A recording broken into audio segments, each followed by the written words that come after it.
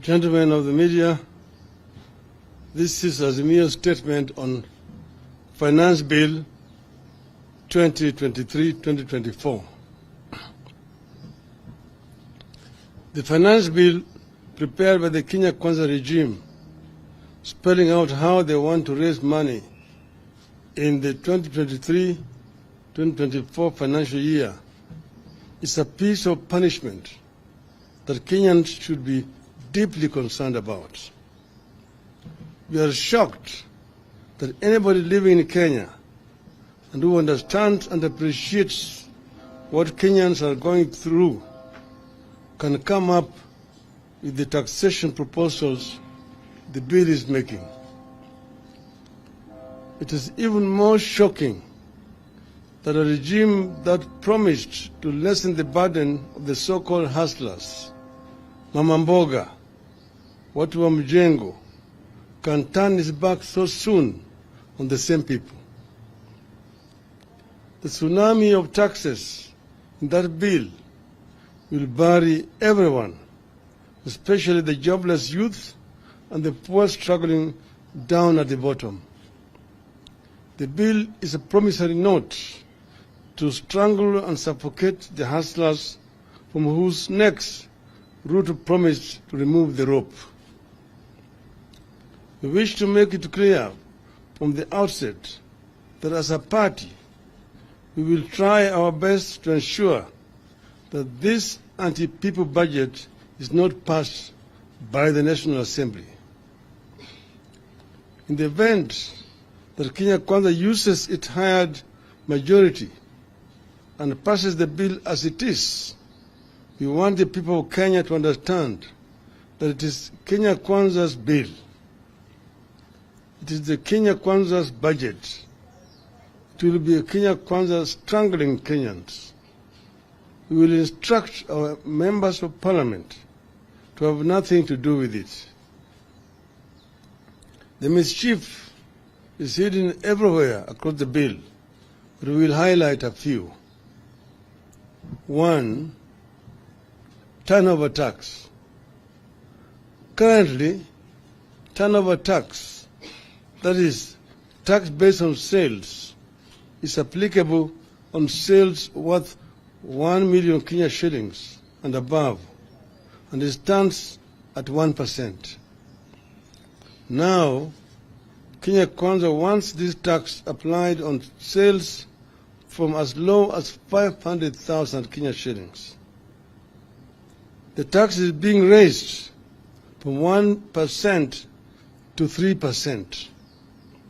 The taxation will be pegged on gross sales, whether the seller makes profit or not.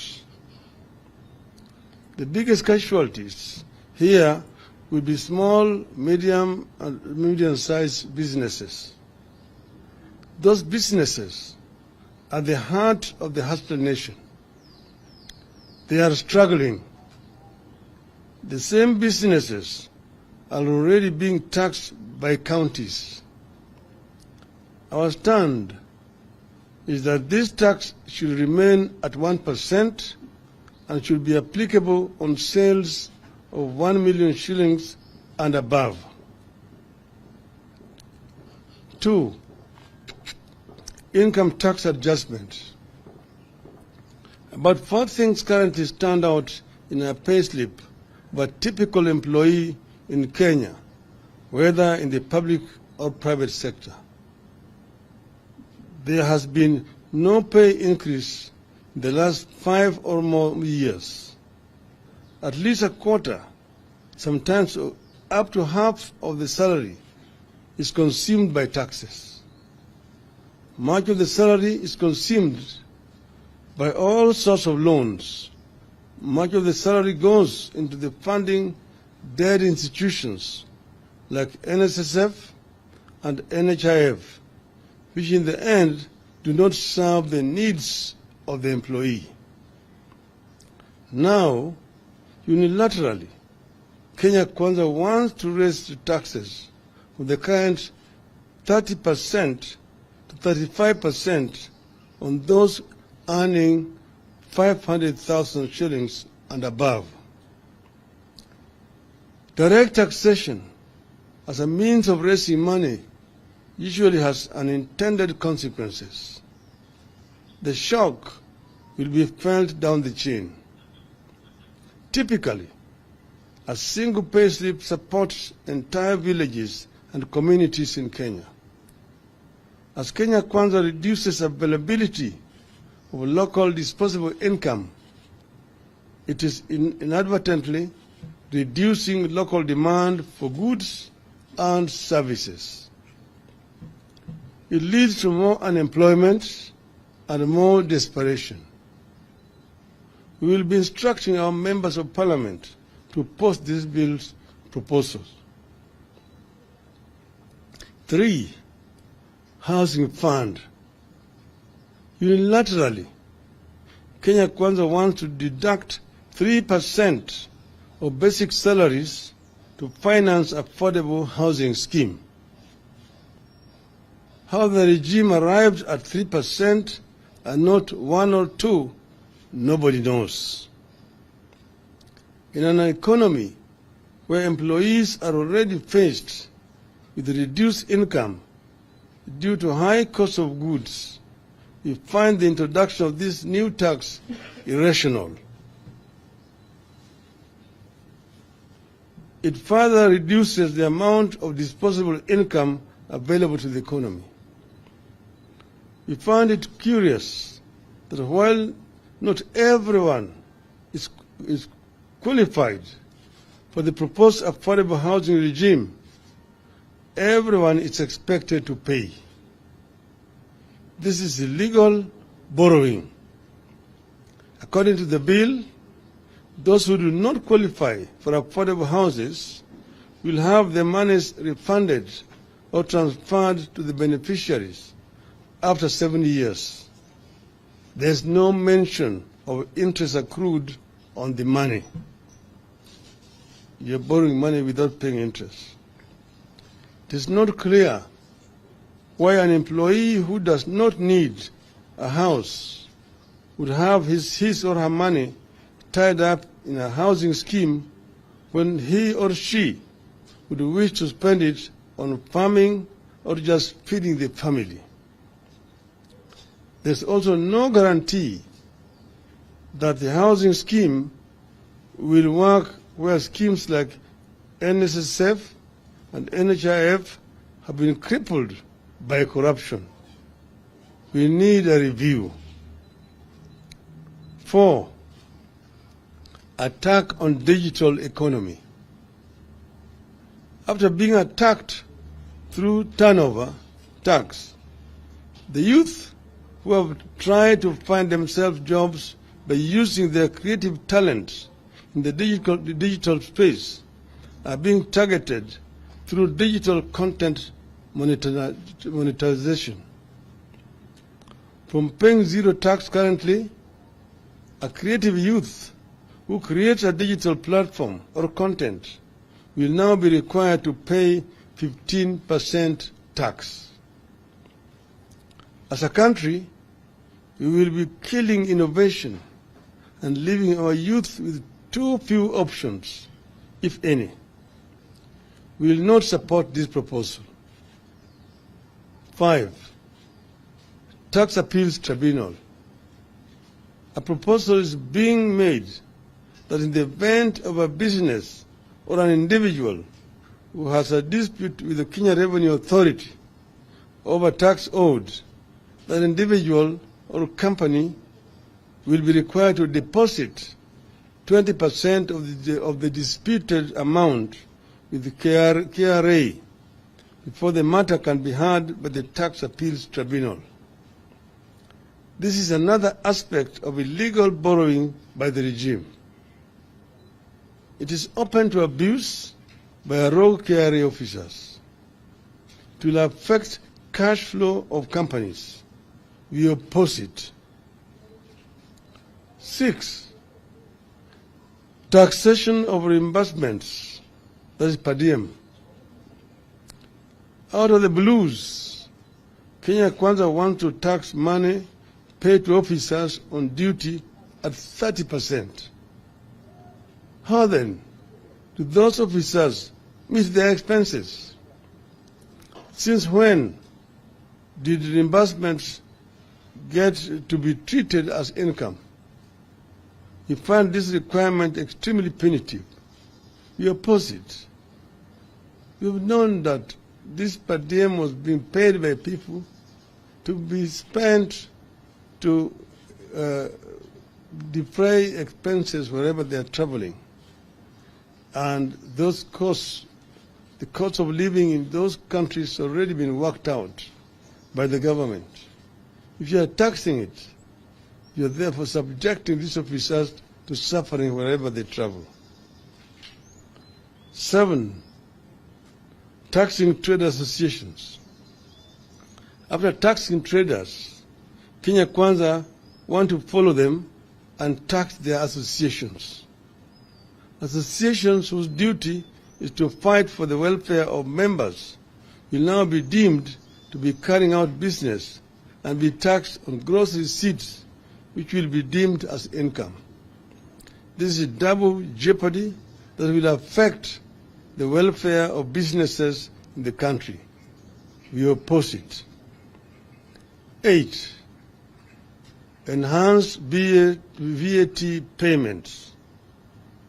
Buried in this bill are proposals to remove from zero rating to tax-exempt pharmaceutical products, agricultural pest products, and even fertilizers. Maize flour, cassava flour, and a number of other types of flours are being moved from zero rating. Transportation of sugarcane to factories will now attract VAT. The VAT measures proposed by the bill effectively raise the cost of medicines, healthcare, and food, including that of locally produced sugar. It goes against Kenya Kwanza's often stated pledge to subsidize production. We object. 9, enhanced excise duty on imported cement. Kenya Kwanza wants to raise duty on imported cement. It will be a signal for local producers to raise their prices.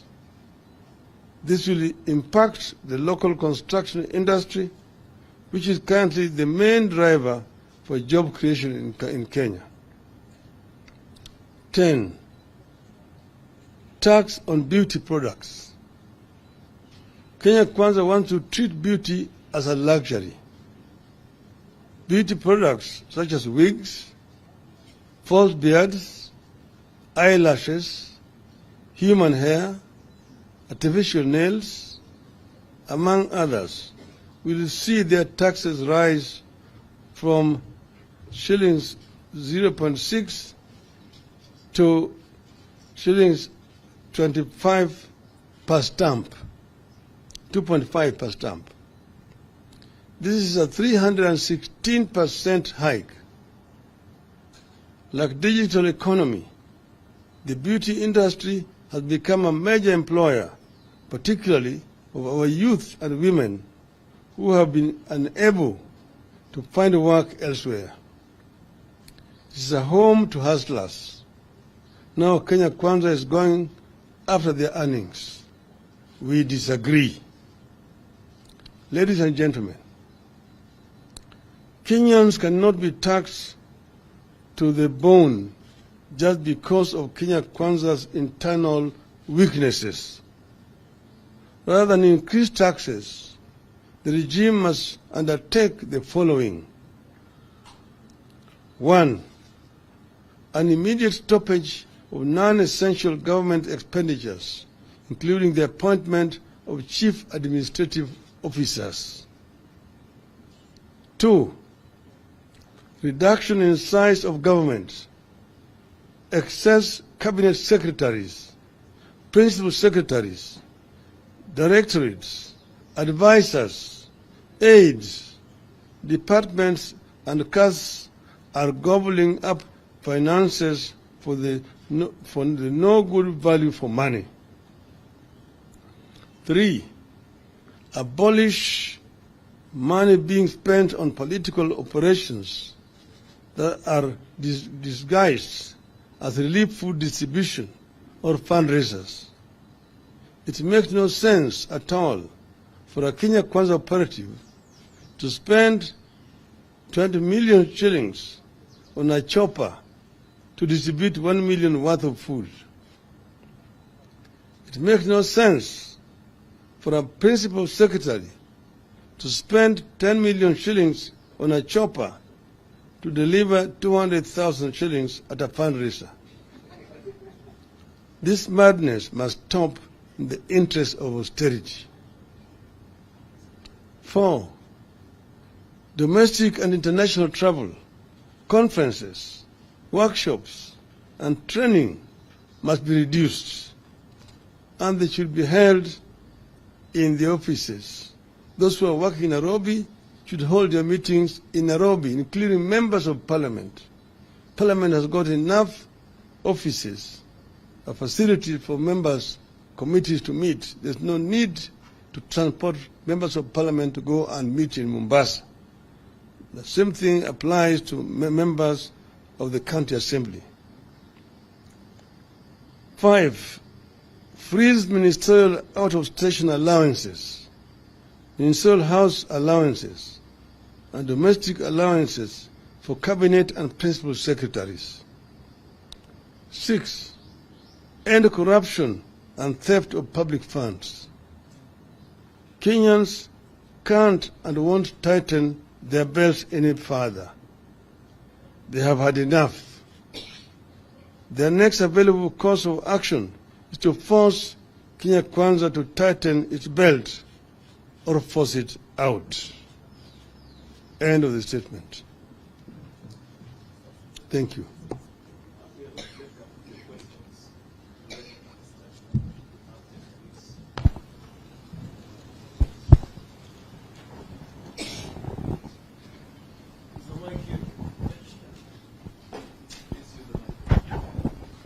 All right, my name is Emmanuel Toff from Kate. Say that again. Okay, my name is Emmanuel Toff from KTN News. Number one, Kenya Kwanza commands a sizable majority in both houses. How are you going to oppose this bill when it comes to the House? Number two, you suspended demonstrations to give way for negotiations and talks, and also giving a chance for an honest discussion. Is this honest from Kenya Kwanza that they are increasing taxes, and are you reconsidering going back to the streets for this? One is, you're right, you said Kenya Kwanza has an artificial majority in parliament. Because as you know, when Kenyans voted, Azimio had a majority in both houses. However, Kenya Kwanza has proceeded to buy members of parliament without following the laid down procedures and the law to cross over to their side. The requirement is that if a member moves from the coalition or political party in which he was elected, that member is required to resign his position in parliament and seek a re-election through a by-election into the new outfit in which he has moved. This has not happened. And you've seen members of, for example, Jubilee, who are an Azimio coalition, go on the other side. UDM was the first one to go. And now there's Scoop, which is saying to have gone the other side. This is what we are talking about, corruption. Corruption in the political process, which is there. They are enjoying artificial majority in parliament. But we say that our members, those who are with the Azimio and who have got conscience, will oppose these proposals. We will oppose the proposals, and we hope that the genuine Kenya Kwanza members who also have got the interests of ordinary Kenyans at heart, some who still feel about the hustler which they used, will see the fallacy of trying to introduce these measures here and how these measures are going to hurt ordinary common man whom they say they are going to assist through a bottom-up approach. With regard to the talks, first, we acted in good faith to call off the demonstrations last Thursday because Kenya Kwanza had approached us and said that they were ready now for talks and that we are going to remove Mr. Kenan, whom they had put in as among one of their delegates. But we knew that the real reason why they're doing it is because they are expecting the visitors were coming into town. And they did not want demonstrations at that time. But we did act in good faith ourselves because they said they were serious. Now we are seeing signs of reluctance. We're seeing signs of reluctance. Now all members of the other side are not available. They don't have a quorum to begin the discussions and so on. We have given them today and tomorrow. We have said that the talks must start in earnest on Wednesday. And if the delegation is not ready by Wednesday, we will treat that gentleman's agreement as cancelled. And we will then now explore other options available to us as Azimio. Do you have any question?